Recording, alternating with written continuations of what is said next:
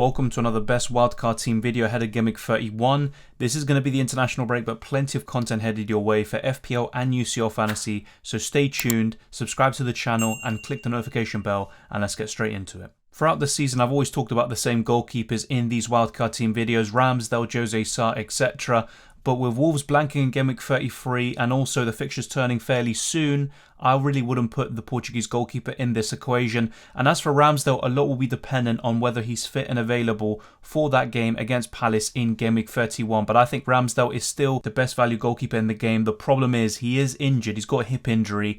And although the prognosis is around 2 weeks, I believe, he still might miss that game against Palace and then return. So just be a bit cautious about that one. And there's also Nick Pope, who's got plenty of doubles in 31 and 33 and some pretty decent fixtures for Burnley, so you could consider him. There's Martinez, who's got some good fixtures around Game Week 34 to the end of the season, but I personally wouldn't really be thinking about too many of these options and just narrowing it down. There's always Mendy, Alisson, Edison, but I always talk about this when people say, well, why don't we just go for the expensive goalkeeper? I just don't think they offer enough value, especially compared to the likes of Ramsdale, who can get more saves and bonus points. And also, you can just get someone like Cancelo, Trent, Robertson, Reece James, etc. from those respective teams, Chelsea, Liverpool and City, that offer much better value than those goalkeepers. So I really wouldn't be going there, and I would still go for Ramsdale, assuming he's fit. Let me know which goalkeeper you would go for, and would you go for a second goalkeeper like Ben Foster? Would you just go for a pure bench fodder at 3.9 million?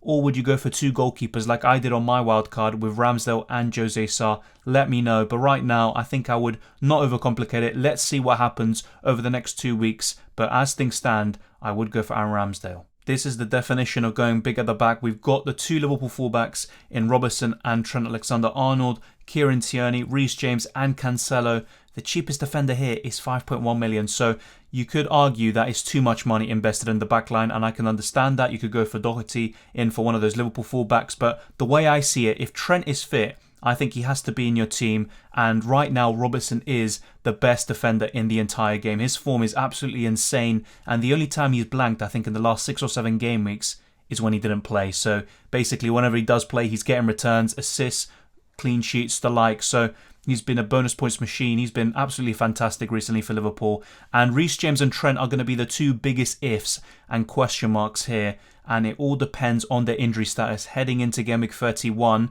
Now, as things stand, Trent could miss out against Watford, but we just don't know yet. And if he does play against Watford, then I would still stick him in on the wild card. You can sit through Game Week 32 against City, and then you can enjoy him for the rest of the season. And even against City, he could haul. That is the quality of the player that we're talking about. And Reece James, I mean, look at Chelsea's fixtures up until the end of the campaign. They're absolutely sensational, and they've still got some doubles yet to be rescheduled. So I would definitely go for a Chelsea defender, whether it's Rudiger or Reece James. Now, some of you may argue, why not go for a Leicester? They've got plenty of games yet to be rescheduled, but I don't trust their defence as much as I do with any of these teams on screen. Now, with Kieran Tierney, you don't really have to go for him. You could maybe cover Doherty and Spurs instead. You've already got Ramsdale here, so you don't need an Arsenal double up. So that is a kind of counterpoint I would put to this wildcard draft. But Arsenal do have a double in 33, and they have some pretty decent fixtures until the end of the season and plenty of games yet to be rescheduled, which means more double game weeks, and that's why we put Kieran Tierney in. And also, Arsenal have been one of the better defences throughout the whole season. As with the kind of two Liverpool fullbacks, I think they speak for themselves. If you can afford it, go for both of them. You will not regret it. One of the best decisions I made all season was getting Robertson in and not getting rid of Arnold on the wild card, having both of them, and they've been absolutely sensational since Game Week 26. So that's kind of one of the good decisions I've made. Joao Cancelo, he's been fantastic all campaign, and it was kind of something I was a bit skeptical about on my wildcard. I got rid of him, and I wasn't really too sure about it. You know, Cancelo's quality is undeniable. He is City's best FPL asset, and City will probably still be fighting for the title until the bitter end with Liverpool, and that is a good thing for FPL because that means less rotation and City will still focus a lot on the league. So I would go for a backline like this, but I think maybe Tierney or maybe downgrading one of the other players is all subject to the injury news as well as your overall preference. And do you really want to target some double game week teams like Leicester, Burnley, etc.? I personally wouldn't really be a big fan of those defensive assets, and therefore I would go with this back five. After Game Week 30, everyone's going to be talking about the ways to fit in Mohamed Salah, Heung-min Son and Harry Kane. and it is possible, but I think it would be at the detriment to the rest of your team. And some of you who have the wildcard still in play, you might also have the bench boost available, and you'd want to use it in Game Week 36, which should still be the biggest double game week of this season, and that will maximize your bench boost, as well as giving you a good structure for the end of the campaign. So, as much as I would like to have Heung-min Son, and I've always talked about how consistent he is, I wouldn't be able to fit him into this team and the ideas I have for it. And also, you look at Jarrod Bowen, he's another one that's been really consistent in the midfield, other than Salah, and it looks like the injury could be worse than initially feared. So, Jarrod Bowen and Son are two big absentees in this wildcard team. Unfortunately, if you have the resources and the means to get Heung-min Son, then I would recommend it. I still think he's a better asset than Kulusevski, but the Swedish international is still good despite his blank in Game Week 30, and we can't underestimate how good he has been since joining the Premier League. I've gone for Gordon here, and I've always talked about Everton assets just to stay clear of them, but if you were to go for any of them, Gordon is fine because he's only 4.5 million. He's got plenty of doubles yet to be rescheduled. The fixtures aren't that great, but those doubles are pretty decent. You could also go for Jacob Ramsey, and once again, if you have enough money, there's always Martinelli and a few others around the 5-6 million bracket that could be even better. But Gordon's that bench fodder option who offers decent value and that has plenty of doubles, just in case you need to start him from time to time. Salah is Salah, we don't need to talk about him. Just bear in mind that Senegal versus Egypt, that's going to be a really crucial game in the World Cup qualifier a few days prior to the Watford game. I would still expect Salah to start, but things could change, and as we approach the Game Week 31 deadline, that could be a really big cause for concern, and some people might even be getting rid of Salah or might not get him in ahead of Game Week 31, so that's going to be pretty interesting to see. Now, Kai Havertz for me is one of the best midfielders on current form, and around 7.9 million, he's probably the best right now, so I would highly recommend Kai Havertz. I'm not a big fan of these Chelsea attackers usually, but Havertz is showing a bit of consistency and form, and if Ziyech can get back to full fitness and get a run of games into the team, just like he did before the Carabao Cup final, he's another one that I would keep an eye on. I don't think Lukaku comes into the mix, and you look at all the other midfielders, Mason Mount can be really explosive this season, but he hasn't offered the consistency, and he's got quite a lot of blanks there. So Kai Havertz is the one I'd go for. He's playing up front as the false 9 right now, so it's kind of a no-brainer. And Bukayo Saka, I've always talked about this, for me, he is the best Arsenal midfielder and attacker, so at that value, you can't really ask for too much more. Saka also with a really big return in Game Week 30. So I would go for Saka if you had to pick one Arsenal attacker. And remember, there's a double in 33. There's also decent fixtures until the end of the season and plenty of games yet to be rescheduled. So I would go for a midfield 5 like this. And some of you may not be able to afford this, and one alternative would be downgrading Kai Havertz to someone like Harvey Barnes or James Maddison. So it just depends on your budget, what you can and cannot afford. But I think these 5 midfielders should do the trick. It's just a shame that we can't get Heung-min Son in as well. If you're wildcarding this week, you could take advantage with 1 or 2 Burnley players. The same goes for Everton, and you could go for Weghorst up front, but I wouldn't fall into the trap again of captaining him.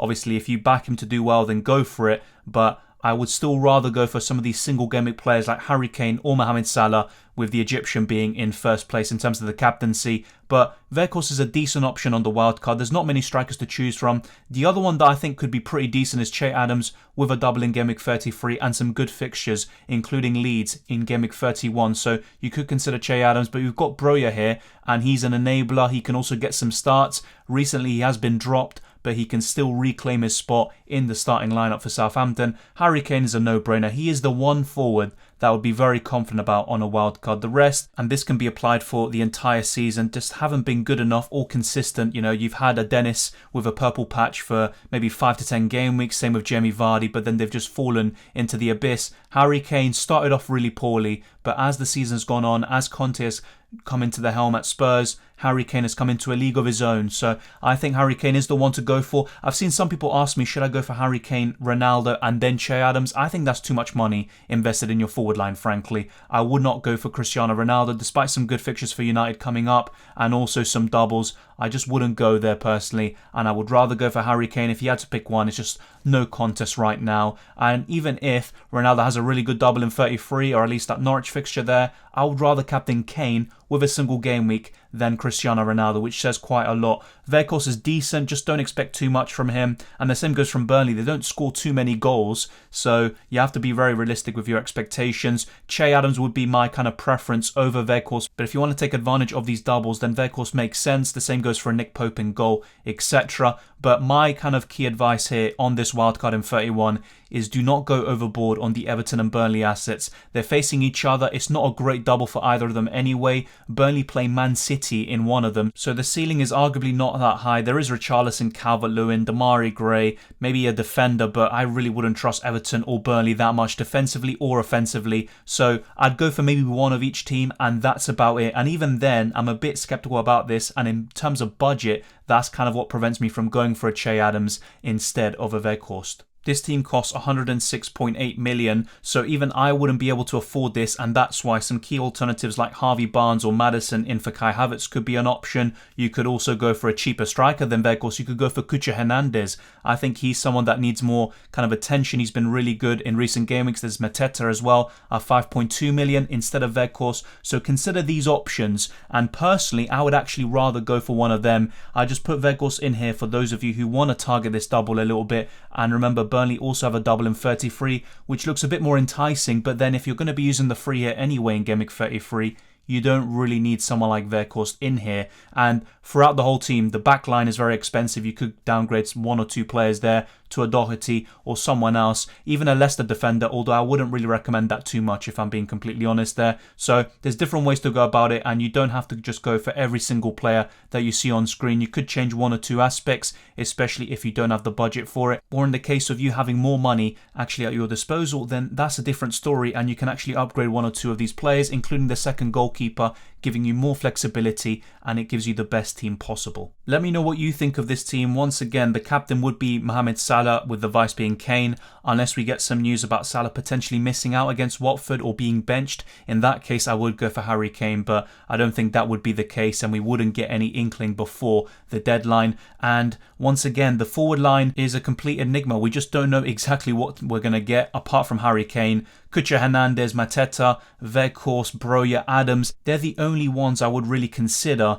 The rest, I mean, I don't know. I just think that we're kind of reaching. Richarlison's been awful all season. He could have a decent double here, and Everton have quite a lot of doubles in the future. Calvert-Lewin as well. Who knows if he can start getting into some form again, but I just don't really see it right now, and I don't really want to force it in this case. The midfield I'm quite confident about, but then again, you might not be able to afford it, and in that case, you have to make some compromises there. The back line is the strongest part of this wildcard team, but very expensive, and it also depends on the injury news we get with Ramsdale, Trent Alexander-Arnold, and Reece James. So all of this is going to be dependent on the information we get over the next few weeks, and unfortunately, there might be some more injuries across the road in the international break. So the key thing is to adapt and to have different plans. But as things stand, this is what I would go for on a wild card. And ultimately, do not get bogged down too much in this double in 31. The doubles later on in the season are going to be quite a lot better than this one, and there's going to be some big ones in the future like 36, 33 and also 37. So in terms of the free hit and all of that, I can make a chip strategy video. Let me know if you want to see that down in the comment section below, and also the transfer tips video, the team selection, best free hit team, UCL fantasy content such as the best limitless team, the deadline streams, and there could also be a stream rating your teams. So let me know if you want to see all of that content in this channel, and if you enjoyed this video, smash the like button and subscribe if you're new around here. All the best for Game Week 31. Enjoy this international break if that's even possible. Be sure to follow me on Twitter and Instagram, DylanRCM. There's also a Discord server in the description below, so check that out, as well as the league, and you can also become a channel member or Patreon, so check all of those membership perks out, and I think you might like them. So take care, enjoy the football, and I'll see you next time.